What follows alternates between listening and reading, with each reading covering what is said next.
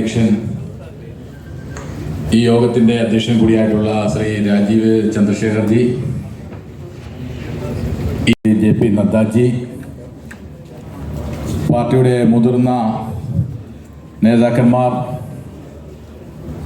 മറ്റു പ്രിയപ്പെട്ട ഈ ചടങ്ങിൽ സ്വാഗതം ആശംസിക്കുക എന്നുള്ളതാണ് എന്നിൽ അർപ്പിച്ചിട്ടുള്ള കർത്തവ്യം.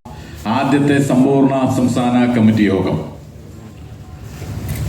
ഇന്ന് ഈ യോഗം ഈ ദിവസം നടക്കുമ്പോൾ നമുക്കറിയാം, ഇന്ന് സെപ്റ്റംബർ മാസം 27-ാം തീയതിയാണ്. നമ്മുടെ സംഘടന രൂപം കൊണ്ട രാഷ്ട്രീയ സ്വയംസേവക സംഘം എന്നുള്ള നമ്മുടെ മാതൃ സംഘടന 1925. നമ്മളെ സംബന്ധിച്ച് ഇന്ന് രാജ്യത്ത് ഇന്ന് ലോകരാധനകളും കഷ്ടപ്പാടുകളും ഒക്കെ അനുഭവിച്ചുകൊണ്ട് ഈ പ്രസ്ഥാനം പടുത്തുയർത്താൻ വേണ്ടി അഹോരാത്രം പണിയെടുത്തിട്ടുള്ള വികസിത കേരളം എന്ന സങ്കല്പം മുന്നോട്ട് വെച്ചുകൊണ്ട്, വികസിത കേരളം എന്ന ആശയം മുന്നോട്ട് വെച്ചുകൊണ്ട് ബഹുമാനനായ സംസ്ഥാന അധ്യക്ഷന്റെ നേതൃത്വത്തിൽ ഈ കഴിഞ്ഞ കുറെ നാളുകളായി നടത്തുന്ന നമ്മുടെ ഒരു പരിശ്രമം, ആ പരിശ്രമത്തിന്റെ ഭാഗമായി നമുക്ക് ഇനിയും ഒരുപാട് കേരളത്തിൽ മുന്നോട്ട് പോകേണ്ടതായിട്ടുണ്ട്. നമ്മളെ സംബന്ധിച്ച് ഇന്നിപ്പോ ഒരുമിച്ച് കൂടുന്ന സമയത്ത് നമുക്ക് ഒട്ടനവധി വരാൻ പോകുന്ന തെരഞ്ഞെടുപ്പുകൾ നടന്നു. കേരളത്തിലെ അവഗണിക്കാനായി ജയിക്കുവാനും ഭരിക്കുവാനും കഴിയുന്ന രാഷ്ട്രീയ പാർട്ടിയായി BJP മാറുകയാണ്. ഇന്ന് ഈ വേദിയില് നിങ്ങൾ എല്ലാവരുടെയും അനുവാദത്തോടു കൂടി തന്നെയാണ് അധ്യക്ഷൻ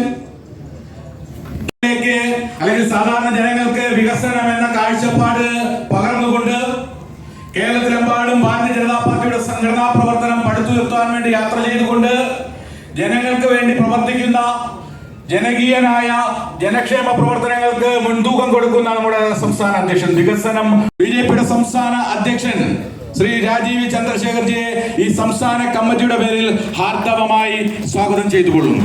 എല്ലാവർക്കും അറിയാം, കഴിഞ്ഞ 2 സംഘടനാ ടീമുകളായി ഈ രാജ്യത്തെ പാർട്ടിയെ നയിച്ചുകൊണ്ട് ഇന്ത്യയുടെ BJP ടീമിലെ ഏറ്റവും പ്രധാനപ്പെട്ട മുഖമായി നിന്നുകൊണ്ട് അലങ്കരിക്കുന്ന അദ്ദേഹം തന്നെ നമ്മുടെ യോഗത്തിൽ വന്നത് എന്നുള്ളതും ഈ യോഗത്തെ ശ്രദ്ധേയമാക്കുന്നതും അദ്ദേഹത്തിന്റെ സാന്നിധ്യമാണ്. സാന്നിധ്യം കൊണ്ടും നമ്മളോടുള്ള പെരുമാറ്റം കൊണ്ടും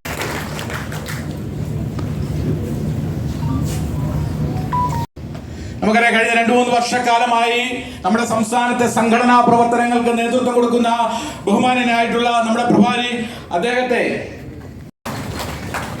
അതോടൊപ്പം തന്നെയാണ് നമ്മുടെ സംസ്ഥാനത്തിന്റെ സഹപ്രഭാരി എന്നുള്ള നിലയിൽ കഴിഞ്ഞ 2 വർഷക്കാലമായി പ്രവർത്തിക്കുന്ന ഒറീസയിൽ നിന്നുള്ള MP കൂടിയായിട്ടുള്ള മുൻ IAS ഉദ്യോഗസ്ഥ